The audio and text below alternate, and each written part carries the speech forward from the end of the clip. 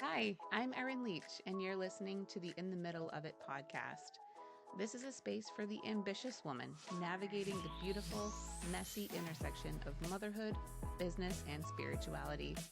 We're here to get real about what it actually looks like to build a life that feels aligned from the inside out while moving through the seasons that stretch and shape you into the best version of yourself. So, whether you're in a season of high speed growth or quiet reflection, you're exactly where you're supposed to be. Let's get ready for this week's episode. Hello, and welcome back to In the Middle of It. This week, going to chat all about probably some tough love kind of moments. Hello, and welcome back to In the Middle of It. This week is going to be probably chock full of some tough love moments. We're going to dive into all of the quote unquote excuses of time and money and readiness that I see lots of moms, including myself in the past and sometimes still, using as a way to kind of avoid embracing their ambitions and taking action towards their aspirations. And I say excuses with all my love because at the end of the day, they really are limiting beliefs rather than excuses. We're not always consciously aware that we are putting up these walls, so to speak, because they're really our subconscious and our ego just trying to keep us safe in our comfort zone. Sometimes it is easier to stay in a situation that is familiar and comfortable, but probably not desirable, over stepping out of our comfort zone into unfamiliar territory that can be pretty scary and ramp up our nervous system as we work toward this life vision that we're desiring. And again, it's not us consciously doing anything, or usually we're not really aware of it until at least it gets pointed out, maybe, unless you are super self-aware, then maybe you know that you're doing this and maybe you just don't know how to not do it anymore. But this is really just our ego and nervous system and our subconscious creating these limiting beliefs over and over just to keep us safe and keep things status quo, because there's so much unfamiliar territory. And if you think about it from an ancestral standpoint, we had to listen to these instincts, because if we didn't, then it probably meant that we might get mauled by like a saber-toothed tiger or something. But thankfully, there are no saber-toothed tigers anymore coming for us. It's really just some uncomfortable growth periods in this case. And we'll be all right. And on the other side is usually some really wonderful, rewarding situations. It's that business that's fulfilling for you and ideally also financially rewarding.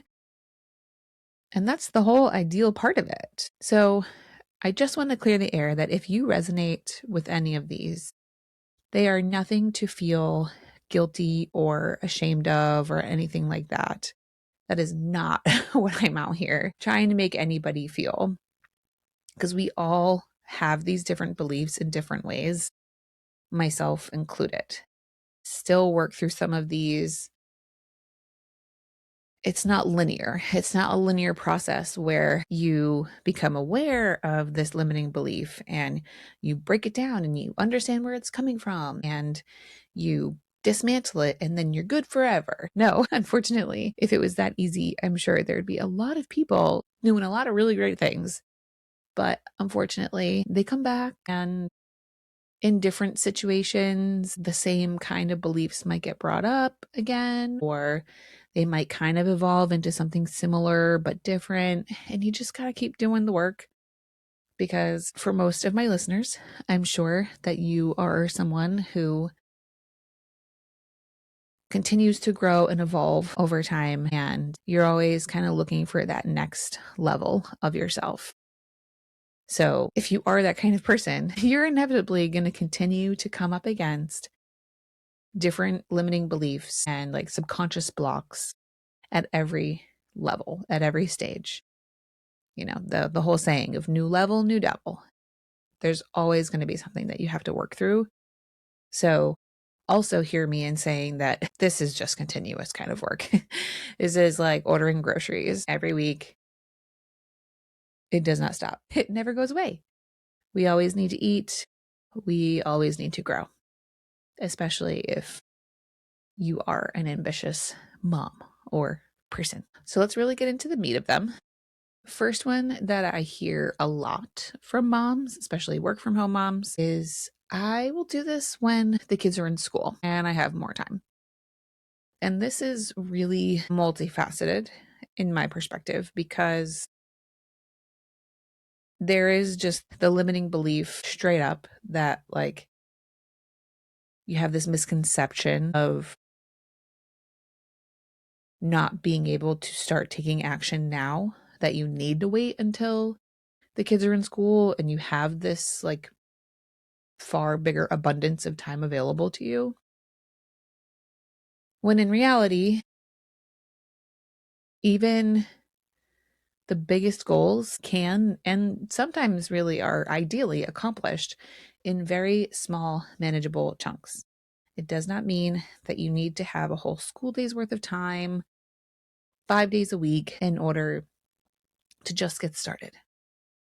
And sometimes it's probably better that we have these limitations anyways when we're just getting started, because then, like, I don't know about anybody else, but when I have a lot of time on my hands, I believe it's called the Pareto principle, that you tend to fill that time with the same task that could get accomplished in much less time. So for example, if say, you drop your kids off in this idyllic future that you're waiting for, drop your kids off at school at 8 o'clock, you get home, whatever, you start working about 9, you got to leave the house at 2 to pick them up from school.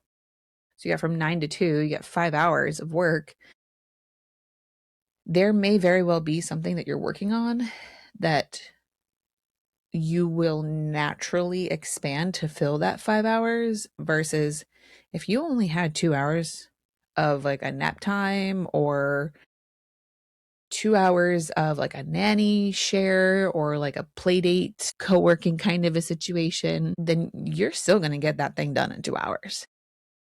Now, maybe sometimes that doesn't always work out, but when you have that concise amount of time, you're far more motivated to just like lock in, get rid of distractions, and get the thing done. Versus if I have until 2 o'clock, let me go switch the laundry, let me go do this. And then at the end of the day, you're like, damn, that thing took me 5 hours to do. No, not really. It probably didn't need to take 5 hours. So sometimes having these smaller chunks of time in the beginning of our kids' lives are actually kind of helpful in pushing us to be more efficient. And I know that I have certainly become more efficient with my time most days since becoming a mom. And I look back at my life before having Leon and soon to be Lewis, and I'm just like astounded at the amount of time I wasted because I just didn't realize how good I had it back then. And it's such a shame because if I had had the same efficiency then that I have now, my goodness, I probably would be leaps and bounds ahead of where I am right now. But it is what it is. Again, it's just like life circumstances that I had all that time. So I filled it up with lots of things. And sometimes they were, usually most of the time, not like needle movers towards my goals. So there is that aspect of it, that big chunks of time may not always serve us best. And then kind of on that same vein, one really big one that I think is a big misconception with a lot of maybe entrepreneurs in general, but definitely new entrepreneurs, is that a business must take a lot of time to start. Now, granted, starting a business definitely takes more time than running a business. Once you kind of get the wheels going and the machine's flowing and everything's good, yeah, of course, things aren't going to take as much time versus in the beginning when you're setting up new softwares and like you kind of like feeling things out, things are still a little clunky. Yeah, they're going to take much longer. Right now, recording these podcasts and getting them out to you guys is still relatively new process for me. So, yeah, it takes me a little bit longer now versus eventually. It's definitely not going to take me as long. And then there are plenty of other things that you can do to even further reduce the amount of time things take through outsourcing. And I am just going to leave that like that because I definitely know I'll be recording a whole episode on outsourcing because I feel very strongly about it. But back to the overall concept that the overall misconception that having a business must take a lot of time. That is absolutely by far not true. And especially if you are a new entrepreneur, you're actually probably at more of an advantage than someone who is established and maybe pivoting or restructuring their business because you don't need to change things. You don't need to change workflows and processes. You can just set them up to be really efficient from the jump. Then you don't have to worry about these like reconfiguration type of things. So, what I mean by all of that is that there are strategies for sure around business in order to maximize the time that you spend in your business and the work and effort that you are putting in. Different strategies that may be more effective than others. There are certain softwares that we can use that are better, like a legitimate client management platform versus Google Sheets. Definitely way more efficient. Some things like that are probably applicable for some, not so much for others, but I promise you, if you're looking for a way to kind of like streamline your business processes and simplify things, have a little bit more time efficiency, then there are certainly tools out there that you can do. Even just from a very basic standpoint of your typical system, like just you and like your step 1, step 2, step 3, this is how I do things kind of a flow. Just that alone can create more efficiency. And then in turn, things in your business don't take as long. I'm going to talk a little bit more about my overall like approach to working now as a work from home mom that has certainly evolved since being just a work from home person, a work from home woman who did not have children. Things were very different. So now with kids, my weekly flow has certainly adapted and I certainly use my time more efficiently and it's far more prioritized based on what is most valuable, what is most important given each day and each moment. So I actually really look forward to recording that one. That's going to be in the next couple of weeks coming out because it definitely relates a lot to what we're talking about today, especially what I've just already been talking about right now. So, yeah, the opposite of this misconception is that no, running a business does not actually need to take a whole lot of time. You can start a business from a very efficient point from the jump. And then it just gets more and more efficient as time goes on and you refine your processes, you figure out the flow that you're in. You're kind of like rinsing and repeating things versus like putting together the machine, so to speak. And then also with outsourcing and having more of a team to support you. And sometimes that may mean business team, or it could mean a home team in terms of house cleaner or dog walker slash just like being able to drop your dogs off at daycare, different things like that that may help you utilize your time in more efficient ways that are not necessarily always business related. So there is that. Business does not need to take a lot of time. And quite frankly, if you're doing it right, it doesn't take up a lot of your time. And there is so much more to unpack there, but I will move on for now. So the next one being all around money. And there isn't necessarily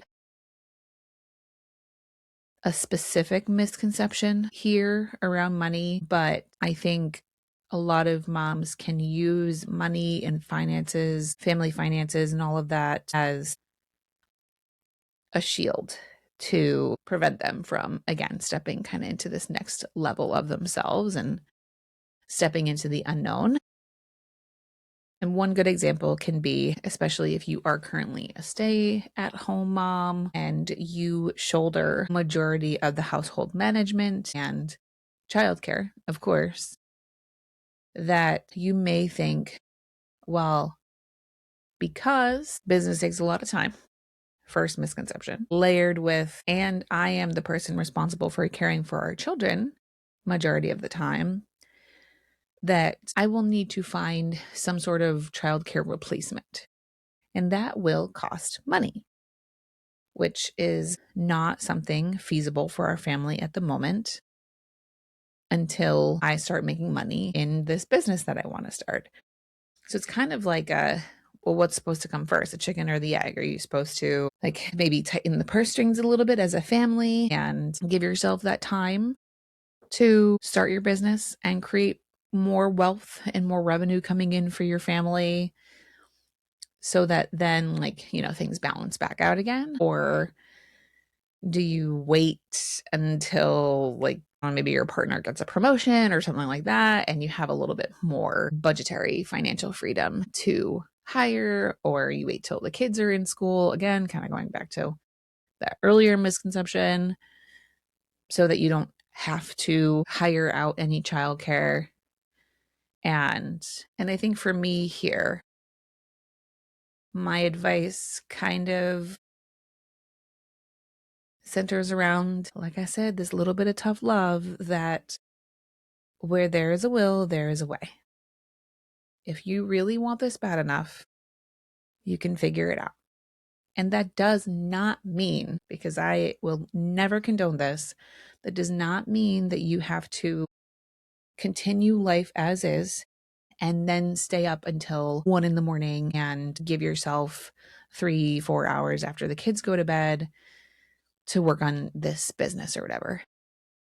I truly believe where there's a will, there's a way. And there is always some kind of a way that if you want it bad enough and you get creative, you can figure out how to create some space and some pockets of time that you can have this dedicated space to take action and whatever that means for you.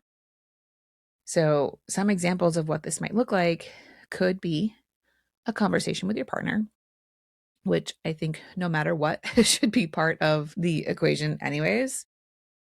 And having a conversation with your partner around usually the division of labor at home and the mental load.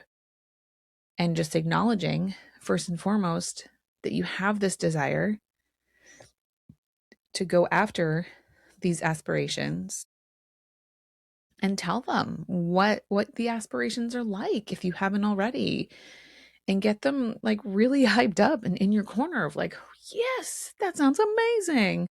Of course I want to support you in doing that. And then, like I have mentioned in a few different episodes now here and there, if you read Eve Rodsky's Fair Play, she has a really great approach to this conversation around how to approach it in a way that is not like you're telling them they're not doing enough. It's more so advocating for yourself to have what she calls unicorn space, and that this is what that unicorn space could look like, what you would do within this space. Again, getting them really bought into your vision as well, and making it an absolute no-brainer that they're like, yeah, I mean, I can totally pick up this thing, this thing, this thing, this thing at home. And you can have a really, really great constructive conversation that honestly may also be a really great moment for you to strengthen your relationship, your marriage And this is probably for most couples the lowest hanging fruit that you can reach for to create a little bit more space in your life where you can start taking action towards your vision. Now, I am very well aware that unfortunately that some marriages are not quite so supportive. Some partners are not quite so supportive. And as much as I wish that that was not true at all for anybody, that's just reality. So if you feel a little apprehensive in having this conversation, I mean, honestly, send me a DM, send me a voice note, and I would absolutely love to talk through maybe how you could approach this with them or maybe figure out some different strategies. Because even though I personally feel like this is low hanging fruit in a nice, easy way, quote unquote, easy, maybe simple way to create some space for your unicorn space, it's not the only option either. So if you feel like going through your partner is not the route that you want to take, then that's okay. Although I do feel like eventually you got to just have the conversation with them, but in time when you feel ready, because then there are so many other alternatives that you could probably look at that could give you a little bit more support so that you have a little bit more freedom to dedicate to these aspirations and your ambitions. A couple of ideas just to ramble them off. First is that not everybody is going to have this village around them of support, meaning like moms, mothers in law, even just friends that are available or anything like that. This, like, quote unquote, free childcare kind of stuff. Not everybody is going to have that at their disposal. And that is okay because there are still different ways that you can go about figuring out this support system and creating your own village wherever you are. That could look like finding some kind of a mom community, mom group in your area. Sometimes that can be with maybe some local doulas who host mom groups. Just start chatting and you'll make some friends out of it for sure. And then you can also strike up conversation and say, hey, I am trying to do these things and I'm wondering if we could get the kids together for play date like once a week, and I will watch the kids for XYZ amount of time while you do you. Maybe she's also a work from home mom and maybe she's also in the same predicament and is like, hallelujah, finally someone. Or maybe she just, needs time to go run errands and stuff without kids in tow. And then vice versa. When she's had her time to do whatever, then she watches the kids and they get to play, they get socialization, and then you get your time to start taking some of these small little steps and setting up this business. And I personally love this option because, yes, it does help serve both of you in a very give and take way, but there are a lot of other like social benefits this as well for the two of you as parents, as moms, especially if you are both business women, to like bond over something that you're both clearly very dedicated to and building a friendship, building another social connection, but then also for your kids too, to again have these socialization moments. And especially if it became something that was regular and routine, they start to anticipate it. And routine and consistency, the bee's knees for these kids, especially the young ones, toddlers and such. So I love it for that reason. It's got a lot of ripple effects to your family and other aspects of your life outside of just your aspirations. And then there's so many other things where maybe there is a play space that has co-working rooms for moms. There's one in my area here in Rhode Island where the downstairs is a play space monitored by licensed professionals. And then they have small little like completely closed off office spaces if you need time to be on a call or to record a podcast. Or they have also just like open table space if you just got to go and like, throw some headphones on and get some work done while your kid's downstairs. Perfectly accessible to you. You can check on them as much or as little as you want. And they're still being watched over and supervised downstairs to make sure that everybody is safe. And they will very much come up to you and let you know if anything is going on. So you might have something like that in your area, or you may, again, with a mom group or just a couple of mom friends, be able to figure out some kind of nanny share situation. Usually these end up looking like one childcare provider coming to one home, and like all the kids are there at this one home. And so the nanny, the childcare provider, is watching all these kids all at one time. And then you're not each paying for solo time from this provider. You're kind of like sharing the cost. And usually it's a little bit more because, then you're talking 2, 3, 4, however many kids, especially different ages and such too. Their care cost is probably going to change a little bit, but when you divide it up amongst the group, it still usually ends up being a little bit more affordable than if you were to just hire this person on your own as one single family. So that's also an option. And there are so many other creative ways out there that you can carve out just a little bit of time. And even absolute worst case scenario that you can't figure anything out like this, if none of these options work for you or anything else, then I still think that there's a way, depending on the age of your kid, to either work during nap times. And again, being really efficient with that time and just knowing that this 45-minute nap that I know is no more, no less than 45 minutes on the dot, I need to make the most of it. And you will. And if you are fired up about whatever this new endeavor is for yourself, it's going to be super easy to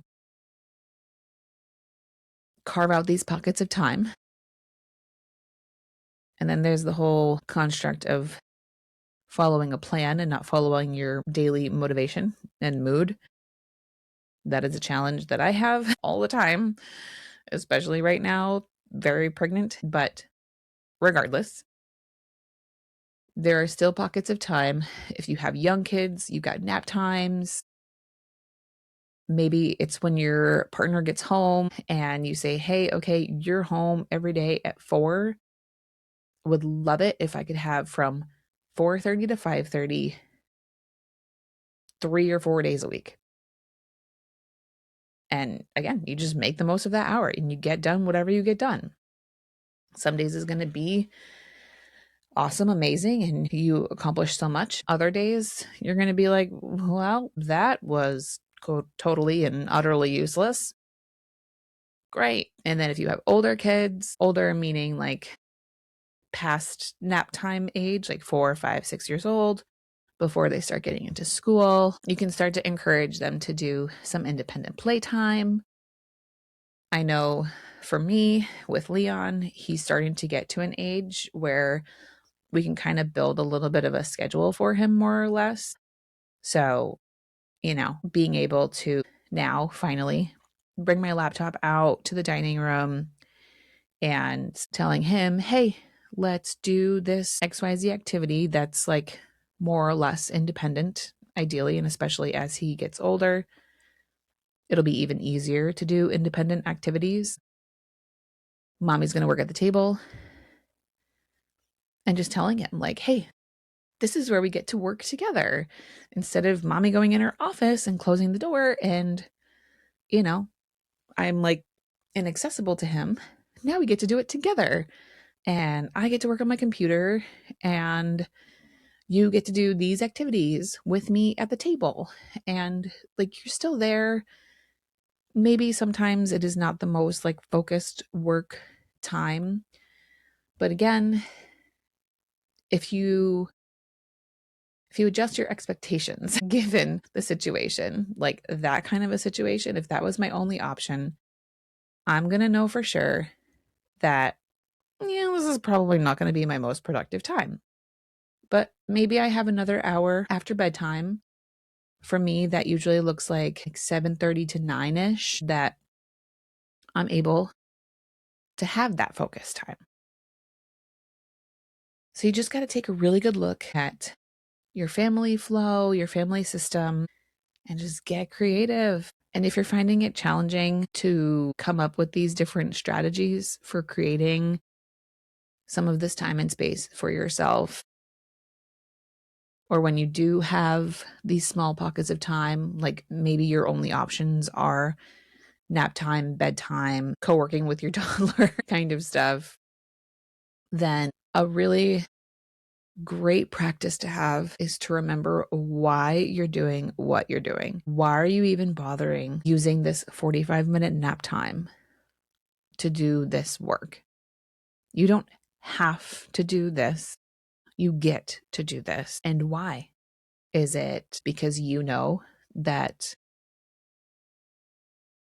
it's going to be incredible for your mental health and therefore make you an incredible, more incredible mom, wife, etc.? Is your motivation that this new creative endeavor is going to create more financial abundance for your family and you'll be able to do things like splurge on your next Disney vacation or just take the Disney vacation period dot, or just have some fun money? Are you going to be able to create some like abundance buffer for your family? And is that your motivation? That's going to look different for every person. But when things get hard, and especially on those days where you're not feeling super motivated, that's going to be the thing to return back to. Like I said a little bit ago, following the plan, not following your mood. That is something that 2026 is the year that I follow my plan, not my mood. As a neurodivergent person with lots of mental health stuff and also just being a mom of young kids, my brain is everywhere. My energy levels are up and down any given day, even within the day. I could be so energetic and fired up first thing in the morning, and then maybe say by the time I get home after dropping Leon off at daycare, or when my mom arrives to watch him for the day, and I finally sit down at my desk to do something, and that energy is gone. And I literally have it as a background on my phone now. I'm going to unlock my phone really quick just to make sure. So, yes, follow your plan, not your mood. Because I need that constant reminder. There are plenty of days that I have on my to-do list, record a podcast episode. And most of those days, quite frankly, I don't feel like it. But I remember why I'm doing this and who I'm doing it for. It is for me, for my family, for my kids, but also for you. And that is usually enough to keep me going. Those may not be my best episodes, may not be my best content, it may not be your best work that day, but you're still getting something done and you are being a woman of your word and maintaining that integrity of the commitment that you've made to doing this. And I want to wrap up with one last block, limiting belief, misconception, something. I really don't want to call it an excuse because it's not. That I hear a lot from moms is that I'm just not ready to do that. When you get through all of the other things and at the end of the day, you're still feeling resistance to starting to take action. Usually there is some form of feeling not ready enough yet to start making change and start taking action. And to that, I just have to say, again, follow the plan, not your mood, because you're never going to feel ready. It's just the sad, unfortunate truth. Were you ready to be a mom? Probably not. Not like fully, completely down to your core ready. There's always a little smidgen of you that's probably like nervous, anxious. Am I ready for this? Oh my gosh. Like, you get like the cold feet kind of a feeling as you anticipate your kid's arrival. You weren't ready for that. And if you look back on your life, I'm sure that there are plenty of examples where you were not ready for something and life just lifed anyways, and things happen and you still rolled with it. You figured it out. And it might not have been very pretty, but that's life again. As long as you remain grounded in your vision and your motivation for that vision. Return to your why. Remember why you're doing this. And that will likely help subdue a little bit these feelings that you're having. But really, at the end of the day, throughout all of these misconceptions, taking action is what's going to quiet them and then eventually silence them. And they'll rear their ugly heads back up from time to time. Like I said, this is not linear. You don't just check the box on these beliefs and then that's it. They will likely morph into something else as you grow and scale and succeed. But starting to take action, starting to move and do things is going to create the clarity that you need around the village that you need, the support that you need. And you're going to also create more confidence that you are absolutely ready for this. At the end of the day, all of these things can probably be traced back to some form of a fear and apprehension. And again, it is nothing to be ashamed of because it's just our subconscious and our nervous system just keeping us safe. But they are very, very, very antiquated systems, and they can't tell a saber-toothed tiger from an ambitious goal.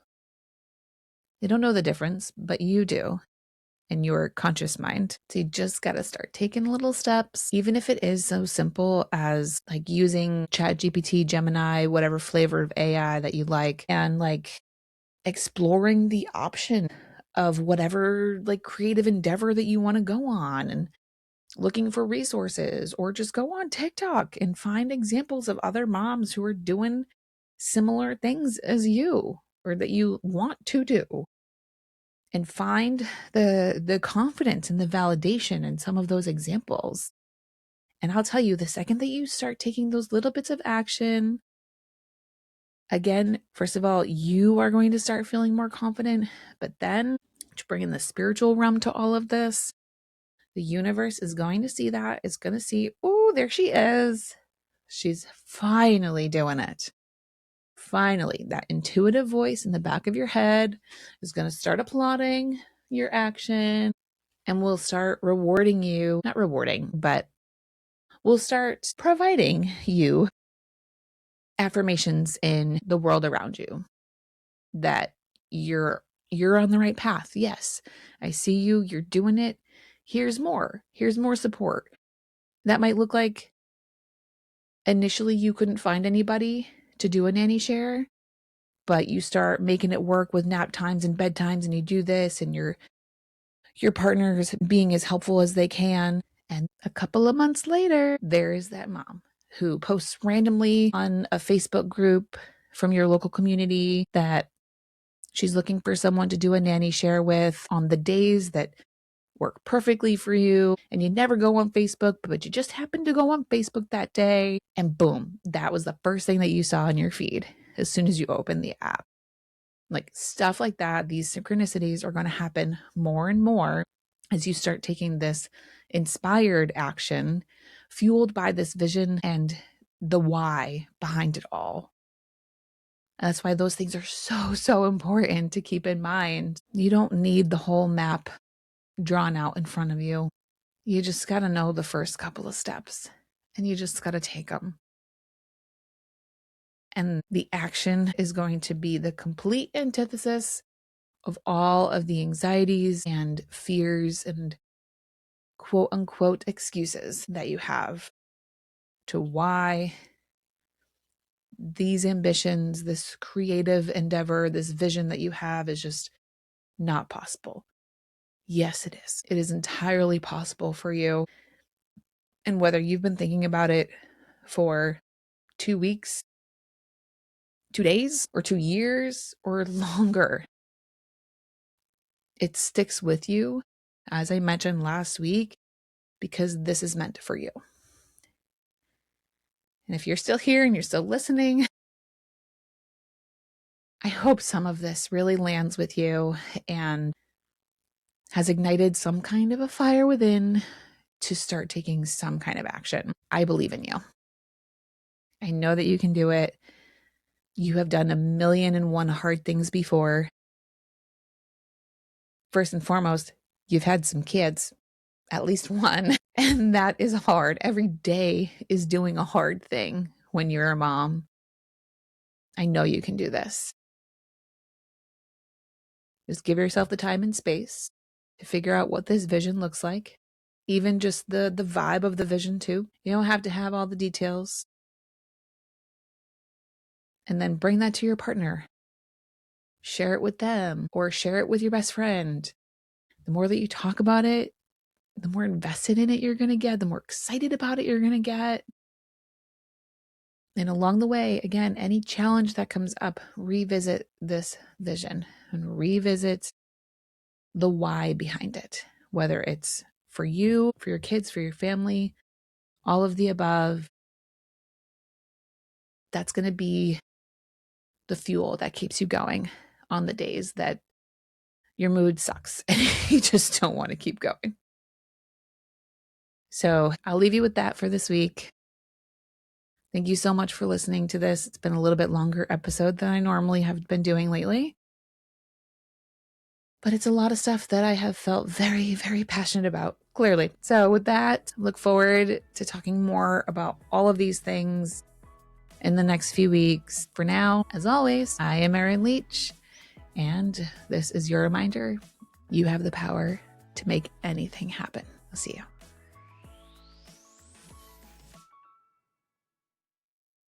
Thank you for listening to In the Middle of It.